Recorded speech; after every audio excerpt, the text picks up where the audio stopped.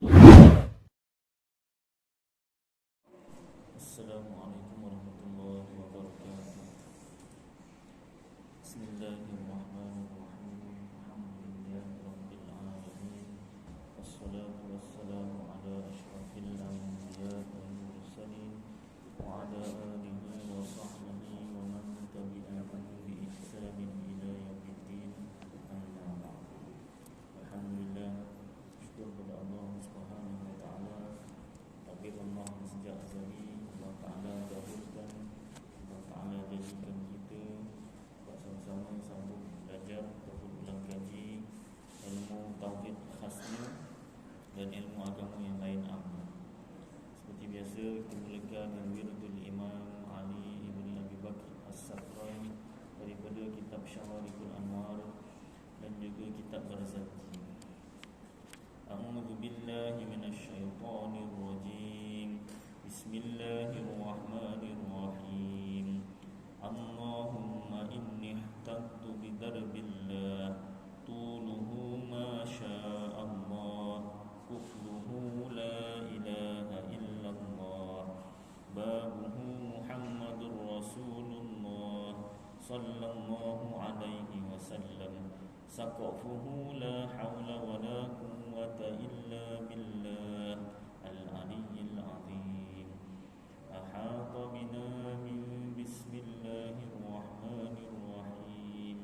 Alhamdulillahi rabbil alamin. Ar-rahmanirrahim. Maliki yaumiddin.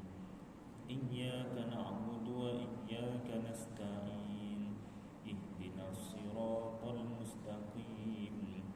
Siratal ladzina an'amta 'alaihim ghairil maghdubi 'alaihim waladdallin.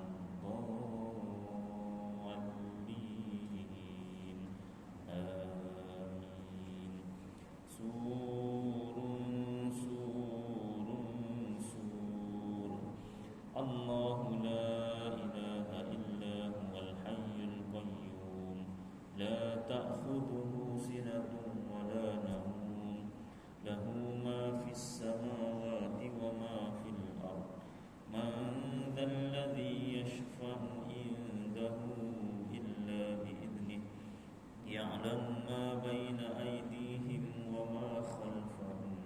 Wa la yuhituna bi syai'in min 'ilmihi illa bima syaa'. Wasi'a kursiyyuhu as-samawati wal ard. Wa la ya'uduhu hifdhuhuma wa huwal 'aliyyul 'azim. Binastadarat kama istadaratil malaikatu bi madinatir rasul bila khandakin wala sur min kulli qadarin maqdur wa hadarin mahdur wa min jami'i syurur. Tatarrasna billah, tatarrasna billah, tatarrasna billah min aduwina wa aduwillah, min saki arshillah ila qa'i ardillah bi mi'ati alfi alfi alf. La hawla wa la quwwata illa billah al-aliyyil azim. Azimatuhu la tanshaqqu bi mi'ati alfi alfi alf. La hawla wa la quwwata illa billah al-aliyyil azim. San'atuhu la tanqati'u bi mi'ati alfi alfi alf. La hawla wa la quwwata illa billah al-aliyyil azim. Allahumma in ahadun aradani bisu' minal jinni wal insi wal wuhush min basharin aw syaitanin aw sultanin aw waswas fardud nadarahum fi intikas wa qulubahum fi waswas wa aydiyahum fi iflas wa awbiqhum minar rijli ila ar-ra's. La fi sahli yajda' wa la fi jabali yatla' bi mi'ati alfi alfi alf. La حول ولا قوة إلا بالله العلي العظيم وصلى الله على سيدنا محمد وعلى آله وصحبه وسلم والحمد لله رب العالمين.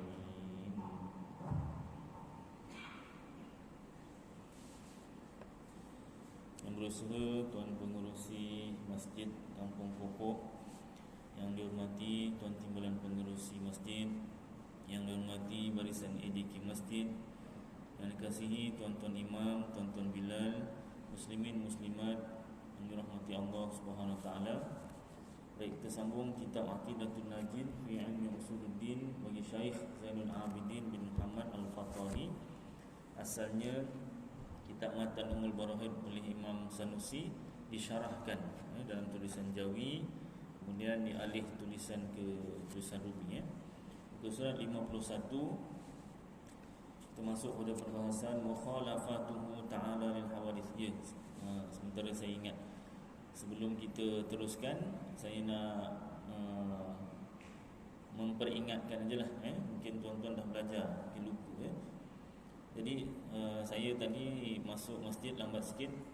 Kemudian bila soft ke-3 kalau tak silap, soft kedua, kalau kita nak sambung soft yang kedua, kita orang yang pertama, mana kedudukan dekat masjid apa nama Nurul Hidayah? Saya dah terangkan lah kan. Ini kira ulangan lah, yang daripada Masjid Nurul Hidayah ulangan je lah. Baik, jadi kalau kita orang pertama nak mendirikan soft yang kedua, sebenarnya bukan soft kedua pun, soft pertama tu pun, kalau kita orang pertama, contohnya satu orang sembahyang seorang diri, kita nak jadi makmum dia.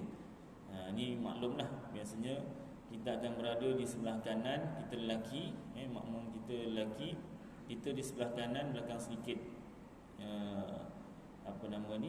daripada imam.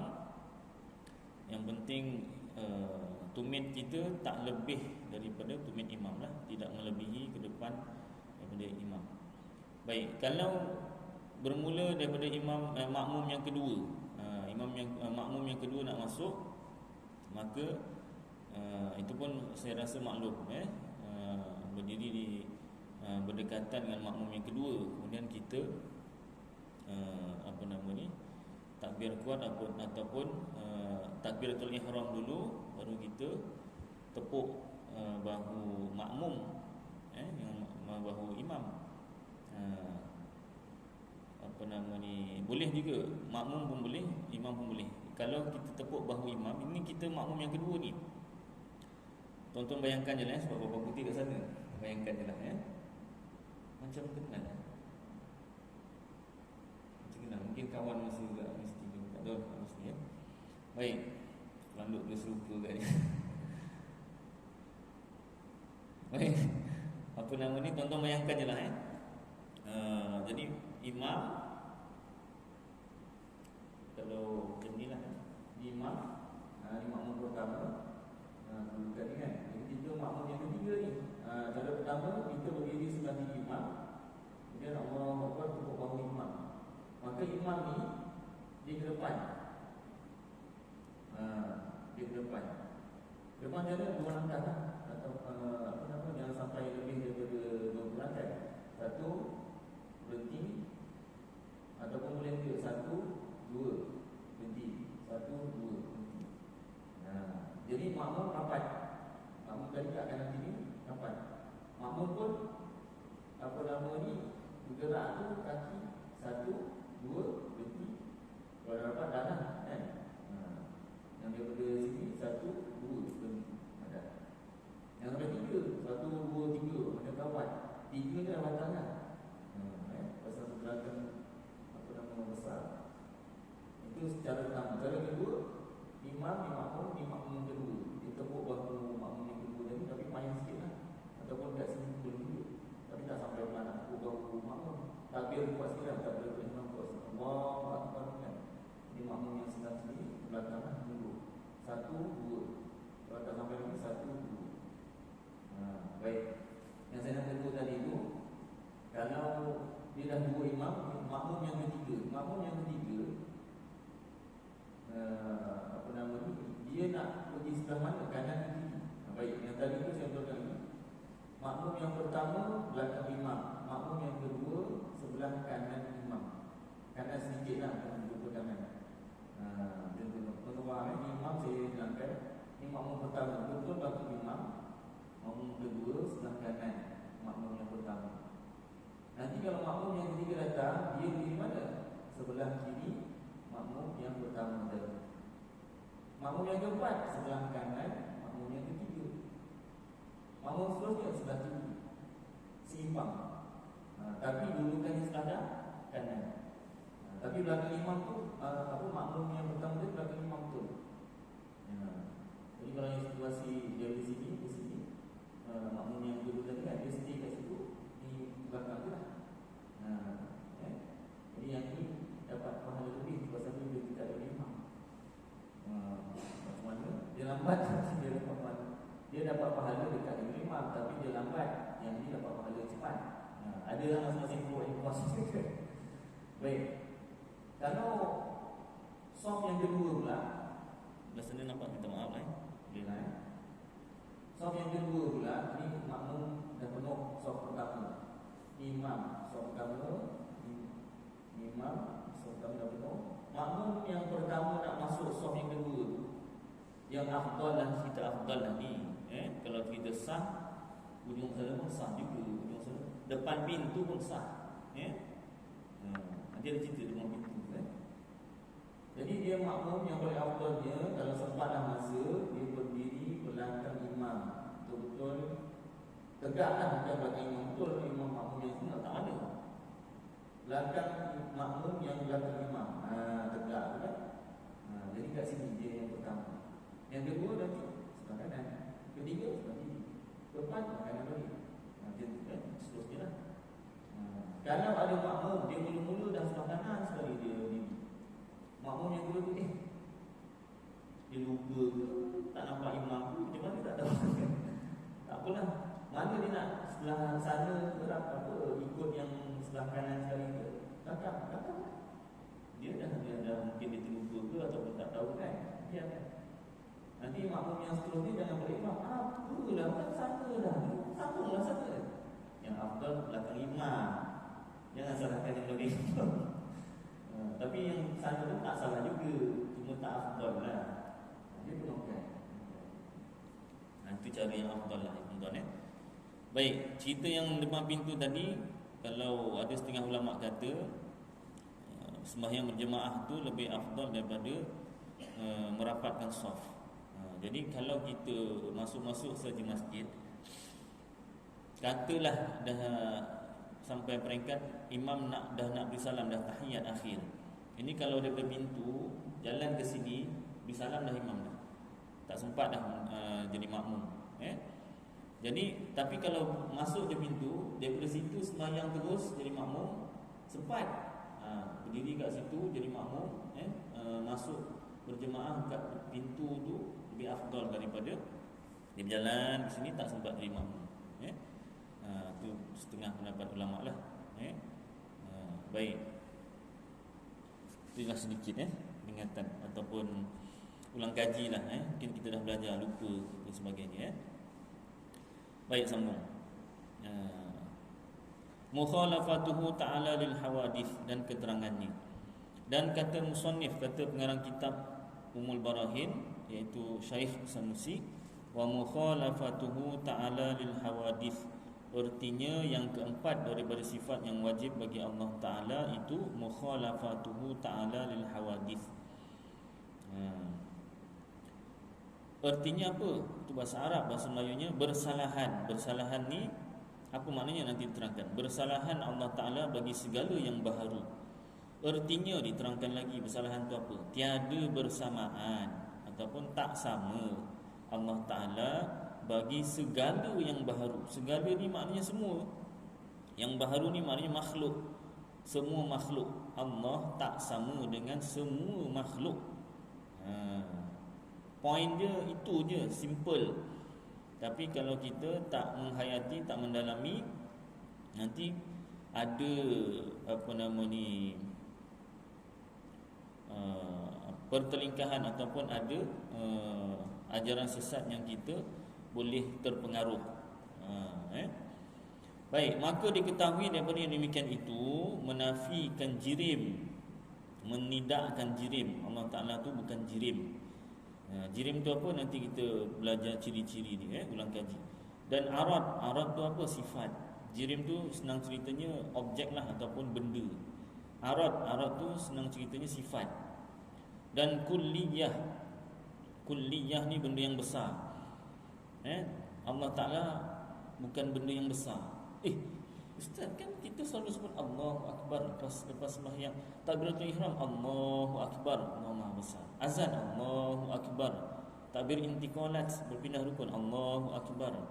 Lepas sembahyang zikir Allahu Akbar, Allahu Akbar, Allahu Akbar, Allah Maha Besar. Macam mana Ustaz kata Allah Ta'ala apa nama ni bukan kulliyah, bukan apa sains besar? Jadi harus kita faham, bukan harus, wajib kita fahami bahawasanya Allahu Akbar, Allah Maha Besar itu, makna besar itu bukan saiz. Jangan kita ingat besar, Allah Maha Besar tu maknanya saiz Allah besar. Sebesar mana? Kita dah belajar kemarin apa yang paling besar makhluk kita belajar. Contohnya belajar sains. Kalau kat dunia kita nampak binatang paling besar gajah kat darat. Kalau kat laut binatang paling besar paus. Kalau dibandingkan paus dengan gajah tu alah baru mata si paus. Baru mata. Badan besar tu macam paus. Itu binatang. Lagi apa? Bumi besar. Besar. Lagi apa lagi besar lagi? Planet. Planet paling besar apa? Mushtari, betul? Mushtari. Lagi ada lagi besar, matahari lagi besar. Bumi besar, ibaratnya besar biji apa? Apa nama kacang hijau. Matahari besar bola sepak kan. Buat bandingan tu kan. Matahari besar. Matahari itu pun tak cukup besar. Matahari itu satu daripada bintang-bintang yang ada dalam galaksi Bima Sakti. Galaksi Bima Sakti besar tu. Adik-adik belum belajar tu tingkatan nanti darjah belum lagi belajar, tingkatan belajar galaksi Bima Sakti. Ingat nanti awak masuk tingkatan, ini yang ustaz sebut ni, galaksi Bima Sakti. Betul. Jadi kalau kita kata Allah Ta'ala tu saiz ni besar, nanti kita terbayang Allah Ta'ala lagi besar daripada galaksi Bima Sakti. Astagfirullahaladzim. Allah Ta'ala Maha Besar tu bukan saiz Allah tu besar, kan? Jangan kita ingat Allah Ta'ala tu ada saiz. Tapi besar Ustaz, tak boleh. Allah Ta'ala tak bersaiz. Yang bersaiz tu makhluk. Jadi Allah Maha Besar tu maknanya apa? Allah yang menjadikan segala perkara. Allah Ta'ala yang menjadikan segala perkara. Keagungan Allah, kemuliaan Allah yang Maha Besar, bukan saiz Allah Maha Besar. Dan juz'iyah, menafikan juz'iyah, Allah Ta'ala ini kecil. Tidak. Allah Ta'ala bukan kecil, tersusun daripada sesuatu benda yang kecil-kecil jadilah besar, tak juga. Dan segala yang lazim, yang mesti bagi segala perkara itu, bagi makhluk lah. Baik, lalu diterangkan apa ciri-ciri makhluk ni. Dan lazim, yang ini mesti bagi jirim. Jirim tu, badan tu, objek tu, 4 perkara. Mesti ada 4 perkara ni. Pertama, baharu. Baharu tu maknanya ada permulaan. Objek ke badan ke mesti ada permulaan. Jadi Allah Ta'ala tak ada permulaan. Macam mana? Jangan difikir. Dan kedua, bersusun. Yang namanya objek ke badan tu mesti ada susunan dia. Terdiri daripada, kalau kita badan manusia, daripada kulit, luarnya kulit, dalam sikit isi, kemudian dalam lagi tulang, dalam tulang sum-sum tulang pula. Ada susunan dia. Kalau yang melintas jalan tak tengok kanan kiri itu urat dawai tulang besi namanya. Itu lainlah kan. Baik. Dan ketiga, mengambil lapang. Mengambil lapang tu mengambil ruang. Dia ada ruangan yang diambil. Contoh badan kita, berapa banyak ruang yang diambil, tengoklah berapa besar badan kita. Besar itulah ruang atau lapangan yang diambil. Dan keempat, menerima bagi arat, menerima bagi sifat. Contoh kita ada sifat-sifat yang kita nampaklah, contoh warna coklat, rambut warna hitam, ada yang dah warna putih macam saya, dah mula ada putih-putih sikit kan. Bukan rambut je warna putih, bulu hidung warna putih. Dah gumur punya kan. Janggut, rambut tu biasalah, misai. Bulu hidung, bulu ketiak putih dah. Rupanya apa nama, segala bulu yang kat badan tu bila dah tua putih jadi kan. Kalau bapa mertua saya muda-muda dah putih dah, umur 30, 40 dah putih. Sama dia kerja kat jawatan kimia, memang main bahan kimia dengan uji kali. Bahan kimia tu buat apa, rambut dia semua putih kan. Baik. Jadi menerima sifat. Dan yang lazim, yang mesti bagi arat itu, bagi sifat itu 4 perkara pula. Arat atau sifat tu ciri-ciri dia apa? Dia mesti ada 4 perkara. Pertama, ketiadaan berdiri dengan sendirinya. Dia tak boleh berdiri sendiri. Contoh, kulit kita warna coklat. Coklat tu dia tak boleh sendiri. Dia mesti ada bendanya. Kita nak apa nama ni, nak cakap ni warna coklat. Apa yang warna coklat? Coklat lah je. Apa yang warna coklat tu apa? Kulit aku, oh kulit kau. Mesti ada bendanya. Ni warna putih. Apa yang putih? Putih lah je lah. Apa yang putih? Masjid, ini masjid putih. Ini masjid putih. Mesti ada bendanya tu, mesti ada. Dia tak boleh sendiri. Kedua, wajib berdirinya dengan yang lain. Dia mesti ada dengan yang lain juga. Lebih kurang sama macam pertama dengan yang kedua tu ya. Yang ketiga, baharu, ada permulaan, sama macam jirim tadi. Ada permulaan dia. Mula-mula tak ada warna, kemudian ada warna. Dan keempat, tiada kekal pada zaman yang kedua. Zaman kat situ maksudnya masa. Zaman bahasa Arab maksudnya, dalam bahasa Melayu masa. Tiada kekal pada masa yang kedua. Tak kekal lah, senang cerita tak kekal. Itulah ciri-ciri makhluk. Allah Ta'ala tak ada langsung ciri-ciri tersebut ya. Dan yang lazim bagi kulliyah itu, kulliyah tu kemestiannya apa? Lazim tu mesti besar. Yang namanya kulliyah tu besar. Allah Ta'ala bukan saiznya besar. Dan yang lazim bagi juz'iyah itu, yang mesti bagi namanya juz'iyah itu kecil. Allah Ta'ala bukan pula saiznya kecil, yang penting tak bersaiz ya. Dan lain daripada yang demikian itu hasil. Maknanya apa? Yang ini mukhalafah, yang ini tamu itu umum pada zatnya dan sifatnya. Zatnya tu zat Allah, diri Allah tak sama, diri Allah tak sama dengan makhluk. Dan pada sifatnya, sifat-sifat Allah pun tak sama dengan sifat makhluk. Dan pada af'alnya, perbuatannya, perbuatan Allah pun tak sama dengan perbuatan makhluk. Baik, secara ringkas saya bezakan, nanti kita akan belajar juga. Tapi secara ringkas, sifat Allah dan perbuatan Allah tak sama dengan makhluk. Walaupun kita nampak Allah ada sifat mendengar, kita pun ada sifat mendengar. Sifat mendengar kita tu tak memberi bekas, tak memberi kesan, ataupun tu tak nampak sangat. Pukul, Allah Ta'ala ada kuasa, boleh berkuasa. Kita ada kuasa tak? Kita ada kuasa tak? Kalau tak ada kuasa, takkan Ustaz boleh bercakap. Ustaz boleh datang daripada Nusajaya pergi Kampung Kopok. Boleh merempit pula. Mesti ada kuasa lah. Itu sifat seolah-olah macam sama. Allah Ta'ala berkuasa, makhluk berkuasa. Tetapi kuasa yang pada makhluk itu tak memberi bekas, tak memberi kesan pun. Kuasa Allah memberi kesan, memberi bekas. Itu bezanya. Nampak macam sama, tak sama. Baik, af'alnya, perbuatannya samalah kurang sifatnya. Salah satu af'alnya, perbuatannya sifat kudrat lah. Itu secara ringkas. Maka tiada menyamai, tak sama akan Allah Ta'ala itu oleh sesuatu. Tak ada. Poin sekarang ni dia nak cerita, dia ulang-ulang ni. Tak sama, tak pasakkan dalam hati, dalam fikiran kita, Allah tak serupa dengan makhluk. Itu poin tu nak pasak tu, nak disematkan dalam hati, dalam fikiran tu, bukan senang. Sebab tu diulang lagi banyak kali benda yang sama. Tiada menyamai pada zatnya dan tiada menyamai pada sifatnya. Ulang lagi. Dan tiada menyamai pada perbuatannya.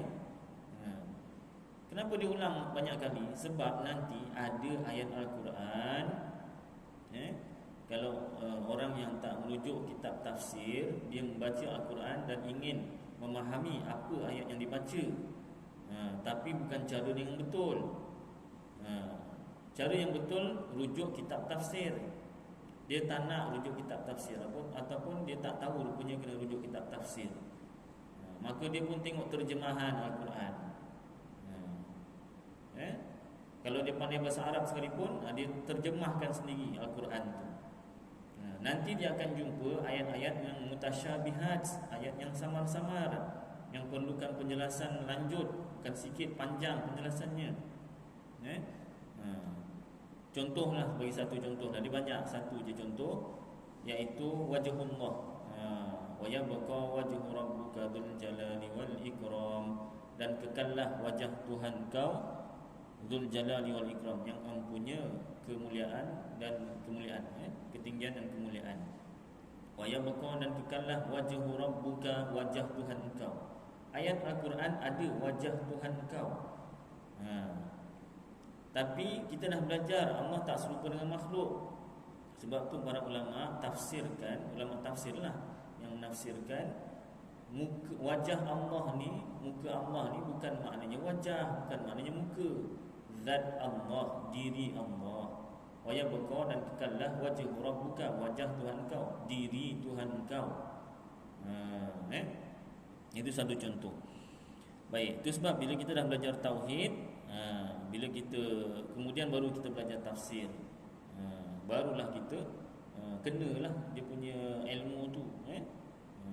Bukan ke ilmu daripada Al-Quran, Ustaz. Iya, Al-Quran punca memang daripada Al-Quran. Sumber utama ilmu tu dalam Islam Al-Quran dan hadis memang.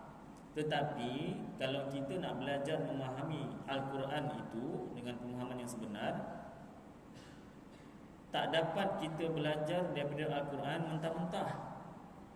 Daripada Al-Quran kita terus boleh faham, tak dapat. Kena belajar dulu ilmu tauhid. Kenapa?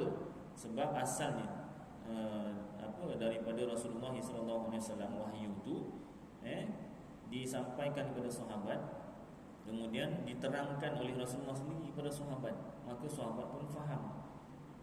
Ilmu daripada Al-Quran tu pecahlah, maknanya keluarlah bermacam-macam, bercabang-cabang jenis ilmu. Salah satunya tauhid lah. Kemudian disampaikan oleh para sahabat kepada tabi'in, dan disampaikan kepada tabi'ut tabi'in. Lalu ilmu itu dikembangkan, sehinggalah sampai pada kita ilmu tauhid itu dalam bentuk bahasa yang kita faham, tulisan yang kita faham, asalnya daripada Al-Quran juga. Baik, jadi jangan kita salah faham ini. Apa sepatutnya kita belajar terus daripada Al-Quran. Dia tu daripada Al-Quran juga, cuma prosesnya tu dah banyak, supaya mudah kita belajar dan faham. Tak nak saya nak belajar daripada Al-Quran terus, boleh, tapi memerlukan pemahaman yang sangat tinggi.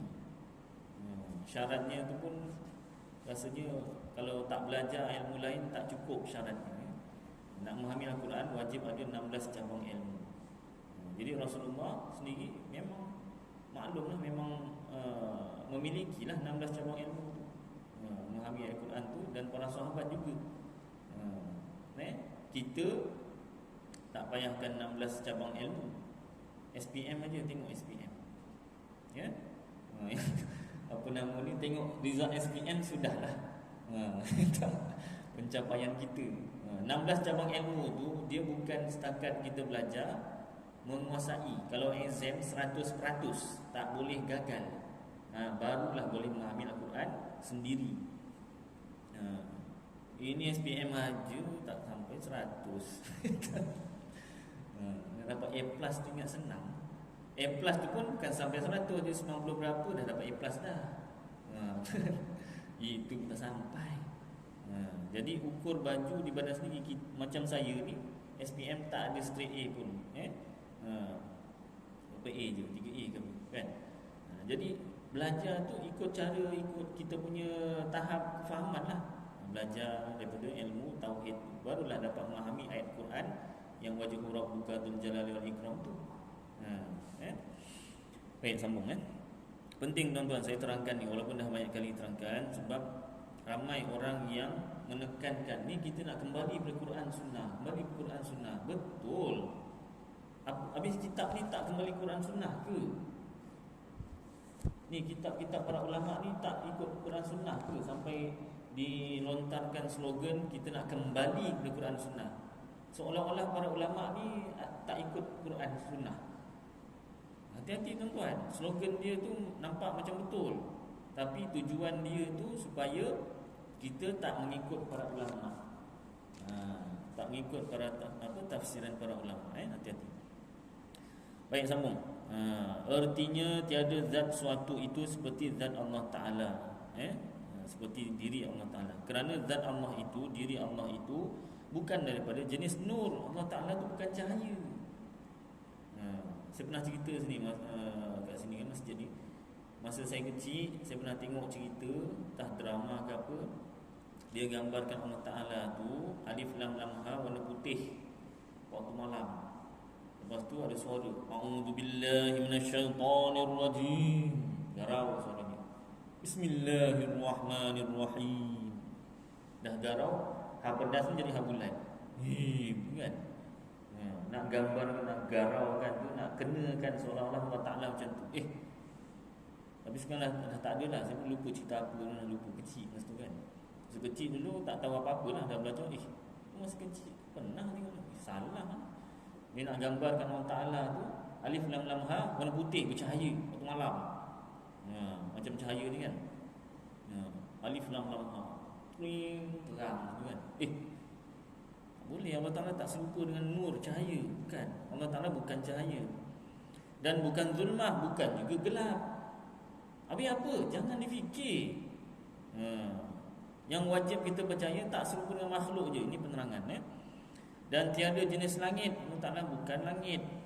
Dan tiada jenis bumi. Allah Ta'ala tu bukan bumi. Dan tiada barang yang di dalam keduanya. Tak ada yang sama dalam langit dan dalam bumi. Dan tiada sifat suatu seperti sifat Allah.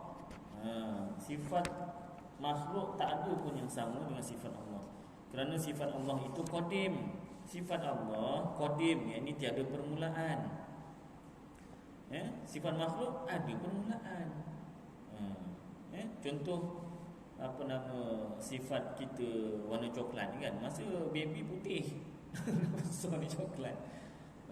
Kalau berjemur gelap sikit kan. Itu baby. Sebelum baby warna apa? Kan? Berubah. Ada permulaan lah, ada permulaan. Allah Ta'ala sifatnya tak ada permulaan. Lagi bakok, contoh sifat Allah tak ada permulaan. Kalam, sifat kalam Allah. Allah Ta'ala ada sifat kalam, ada sifat berkata-kata. Kata-kata Allah ada permulaan tak? Kata-kata kita ada permulaan tak? Ada. Macam ustaz, kuliah ustaz lepas maghrib, berhenti lepas isyak. Bukan lepas isyak, waktu isyak berhenti. Ada mula, ada akhir. Itu contoh kan. Kata-kata Allah tak ada mula, tak ada akhir. Lagi bakok, tak ada akhir. Jadi tak sama. Kata-kata Allah, kata-kata makhluk tak sama. Ta'alluqnya, ni menyeluruh. Ta'alluqnya ni kerjanya. Kerjanya tu nanti kita ulang kaji balik pada sifat-sifat ta'alluq yang berta'alluq. Kerja-kerja sifat Allah, tugas-tugas sifat Allah. Dengan barang yang dita'alluq ia, dengan perkara yang dita'alluq. Yang dita'alluq tu yang apa termasuk dalam kerjanya itulah tugasnya tu dengan dengan dia. Dan sifat kita itu sesungguhnya ta'alluq ia pada setengah perkara juga. Contoh lain, sifat kita tak sama dengan sifat Allah. Sifat kita tu untuk sesuatu perkara je. Untuk perkara lain tak. Contoh, kita mendengar. Mendengar kita mesti ada dengar gelombang. Tak ada gelombang tak dengar. Orang cakap dalam hati, mana kita dengar? Kalau dengar itu macam apa, tak normal. Aku dengar lah dia cakap. Aku dengar dia cakap dalam hati. Macam mana awak boleh dengar dalam hati? Tak boleh. Agak tu boleh lagi, dengar tak boleh. Tiada pada setengah yang lain. Seperti sama Allah mendengar Allah Ta'ala, ta'alluq ia bagi segala mawujud, segala yang wujud. Allah Ta'ala mendengar segala yang wujud. Dan sama kita ta'alluq pada setengah juga, tak semua. Melihatnya kita ni, kalau ada cahaya, tak ada cahaya, gelap, tak nampak. Tangguh Ustaz, kuliah tangguh, elektrik apa, short circuit, blackout kan, tak nampak dah. Allah Ta'ala terang nampak, gelap pun nampak. Tak sama. Dan tiada pula af'al, perbuatan suatu itu seperti af'al Allah. Perbuatan makhluk ni tak ada yang sama dengan perbuatan Allah. Kerana af'al makhluk itu tiada dapat memberi bekas. Perbuatan makhluk tak memberi bekas, tak memberi kesan. Tak ada kesan. Hanya iktisab jua, iaitu qasad jua. Maknanya apa iktisab qasad tu? Pada zahir je, pandangan mata kasar je, seolah-olah macam kita punya perbuatan tu ada kesan. Contoh kita cubit pipi kita kan, sakit tak? Sakit lah. Habis Ustaz kata tak ada kesan. Cubalah Ustaz picit pipi Ustaz tu kuat-kuat. Kalau betul tak ada kesan, tak sakit. Sakit tak Ustaz? Sakit. Macam mana Ustaz kata tak ada kesan? Pada zahir pandangan mata kasar, seolah-olah perbuatan kita ni memberi bekas, memberi kesan. Kesannya sakit. Hakikat sebenar yang menyakitkan tu siapa? Memang tangan kita ke yang sakitkan? Bukan Allah. Allah lah yang sakitkan. Allah yang gerakkan kita cubit pipi kita sendiri. Dan yang sakitkan tu Allah juga hakikatnya. Kejadian yang sebenarnya. Jadi nak faham perkara ni, kena ada pembahagian zahir dan hakikat. Zahir pandangan mata kasar, seolah-olah perbuatan makhluk ni ada bekas, ada kesan. Contoh cubit tadi sakit. Zahir pandangan mata kasar, seolah-olah ada kesan. Hakikat sebenar, kejadian yang sebenar, Allah Ta'ala yang gerakkan kita cubit pipi, dan Allah Ta'ala juga yang timbulkan rasa sakit tu. Dua ni kena pegang. Kalau tak ada dua ni, zahir syariat, dipanggil zahir syariat, dan hakikat tauhid, nanti kita tak faham ataupun bercelaru. Baik. Dan af'al Allah Ta'ala, perbuatan Allah Ta'ala, af'al yang diadakan lagi menjadikan ia akan suatu tiada dengan alat dan pegawai. Pegawai itu penolong lah. Allah Ta'ala jadikan sesuatu tanpa alat dan pegawai. Dan Allah Ta'ala berfirman, A'udzu billahi minasyaitonir rajim. Bismillahirrahmanirrahim. Innama amruhu idza arada syai'an ay yaqula lahu kun fayakun. Shadaqallahul azim. Artinya lebih kurang, sesungguhnya pekerjaan Allah itu apabila berkehendak ia akan suatu, bahawa berfirman ia jadi olehmu, maka jadilah seperti kehendaknya. Surah Yasin ayat 82. Baik. Dekat sini dia fokuskan, maknanya Allah Ta'ala jadikan sesuatu tak perlukan alat dan pegawai. Pun begitu perlu dijelaskan juga dalam kitab Tafsir Hamamizadah. Ada nama satu kitab tafsir khas untuk surah Yasin, namanya kitab Tafsir Hamamizadah. Dijelaskan makna kun fayakun tu. Adakah maknanya Allah Ta'ala nak jadikan sesuatu, Allah Ta'ala sebut kun. Bila Allah Ta'ala sebut kun, jadilah benda tu. Itu makna zahirnya ayat tu. Rupa-rupanya dalam kitab tafsir Hamamizadah dan kitab-kitab tafsir yang lain, Bukanlah maknanya kalau Allah nak jadikan sesuatu tu Allah Ta'ala sebut kun. Kalau macam tu Allah Ta'ala jadikan dalam satu saat ni, dalam saat sekarang ni, saat ya, bukan minit, bukan jam, saat. Dalam satu saat sekarang ni Allah Ta'ala jadikan berapa banyak perkara? Satu je. Satu ke banyak? Banyak. Tak terkira. Habis kalau Allah Ta'ala nak jadikan sesuatu, Allah Ta'ala sebut kun. Dalam satu saat tu berapa banyak kun Allah Ta'ala nak sebut? Boleh ke sebut banyak kun dalam satu saat? Allah Ta'ala kan tiada yang mustahil. Tapi maknanya Allah Ta'ala tu perlu sebut kun lah. Tak sebut kun tak boleh jadilah. Maksud nak cerita apa ni? Gini, dalam kitab tafsir makna kun tu fayakun bukanlah maknanya Allah Ta'ala sebut kun baru jadi. Tidak. Maknanya Allah Ta'ala nak jadikan sesuatu mudah, senang. Manusia ni bila kata mudah atau senang, cakap je semua dapat. Contoh raja sehari. Yang dah kahwin kan pernah rasa raja sehari. Tak sampai sehari pun, raja sepagi. Raja daripada 11 sampai pukul 4 je, pukul 5 jadi kuli, kena basuh kuali belakang. Tapi dah namanya raja sehari, sebutlah raja sehari. Raja sehari tu nak dapat apa? Cakap aje. Kipas. Kipaskan. Panas. Nak air, ambilkan air. Mana boleh pengantin ambil sendiri air tuang tak boleh. Duduk diam sanding. Kalau boleh tengok kanan kiri pun jangan. Jeling pun tak boleh. Itu dah macam bukan raja pula. Raja kan buat suka hati apa-apa kan.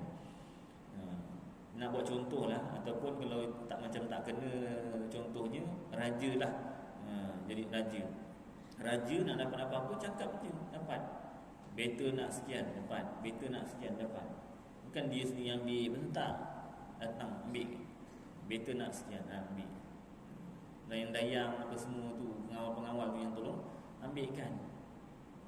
Jadi nak cerita mudahnya buat sesuatu dalam konteks manusia, sebab Al-Quran kan untuk manusia dan jin. Manusia dan jin ni nak kata senang dapat sesuatu, cakap je dapat, cakap je dapat. Jadi Allah Ta'ala nak kata, nak menjelaskan bahawasanya dia nak menjadikan sesuatu tu mudah, tak susah. Seolah-olah Allah Ta'ala kata kun, jadilah, maka jadilah benda tu. Bukan betul-betul Allah Ta'ala sebut kun baru jadi. Tidak. Ya. Itu makna ataupun tafsir sebenar kun fayakun. Ya. Baik. Bersalahan yakni tak sama perbuatan makhluk berkehendak kepada pegawai penolong, maka tiada dapat menyurat. Menyurat tu menulis dengan tiada kolam, pen. Makhluk nak menulis kena ada pen ataupun pensil. Dia tak boleh tulisan tu sendiri kan. Seperti tiada dapat mengerat dengan tiada gergaji atau kapak. Nak potong kayu pakai tangan, boleh pakai tangan, tapi bila nak terbelah tu tak tahulah. Kan, selap-selap tangan yang terbelah. Kena ada alat. Dan lagi pula apabila kasih ia akan seorang hamba-Nya, Allah Ta'ala kasih akan seorang hamba-Nya, dibalaknya akan dia. Allahu Akbar. Allah Ta'ala turunkan balak. Itu tanda Allah Ta'ala kasih. Jangan kita kata, ni nampak ni, ni banyak maksiat ni, itu sebab turun balak ni. Kita bersangka buruk. Tentang balak je, ni banyak maksiat. Itu pun maksiat tu pun dia kata maksiat tu cuma berzina saja. Sedangkan maksiat tu segala perkara dosa kan, segala dosa. Tapi tak boleh dia kata, sebab ada ketika kalau Allah Ta'ala suka kasih sayang hamba-Nya, diturunkan balak, ujian. Apa lagi? Balak, ujian, dugaan, cubaan, kata Piramli. Tapi bukan untuk Allah Ta'ala nak tahu, tidak. Allah Ta'ala nak zahirkan, nak tunjukkan pada makhluk yang lain. Dan kita apabila kasih kita akan seorang, kita beri berbagai-bagai nikmat yang dapat lazat dengan dia. Kita pula kalau suka orang, kita bagi hadiah macam-macam. Kan? Sukalah ustaz ni, dibaginya jubah. Dah, jubah tu je yang dipakai setiap minggu. Sebagai tanda terima kasih. Bagi apa? Suka dekat seorang perempuan, kalau lelaki suka perempuan, bagi macam-macam hadiah. Bagi itu, bagi ini. Kan? Allah Ta'ala kalau suka hamba-Nya, diberikan bala, bencana ujian dan sebagainya. Berbezalah, nak cerita beza. Kata Ishaq bin Rahawaih, dan barang siapa mensifatkan Allah Ta'ala, maka diserupakan sifatnya itu dengan sifat seorang daripada makhluk Allah, maka iaitu kafir dengan Allah yang amat besar. Kata salah seorang ulama tauhid, barang siapa mensifatkan Allah Ta'ala diserupakan dengan sifat makhluk, maka iaitu kafir. Kalau di Islam jatuh murtad. Na'udzubillah min dzalik. Hati-hati. Tapi ayat Quran ada cakap wajah Allah. Ayat Al-Quran tu memang ada. Wajah Rabbuka tu wajib kita percaya ada ayat Quran tersebut. Itu memang kata-kata Allah. Jangan kita kata tak ada. Kemudian makna sebenar wajhu tu, wajah Rabbuka tu, wajah Tuhan engkau tu bukan wajah Tuhan engkau. Makna sebenarnya zat Tuhan engkau. Baik. Itu satu contoh. Banyak lagi ayat Quran yang lain. Kata Nu'aim anak Hammad, barang siapa menyerupakan Allah, yang ini diiktikadkan, dipercaya dalam hati bersamaan Allah dengan suatu daripada makhluk ini, maka senya kufur ia, kafir juga.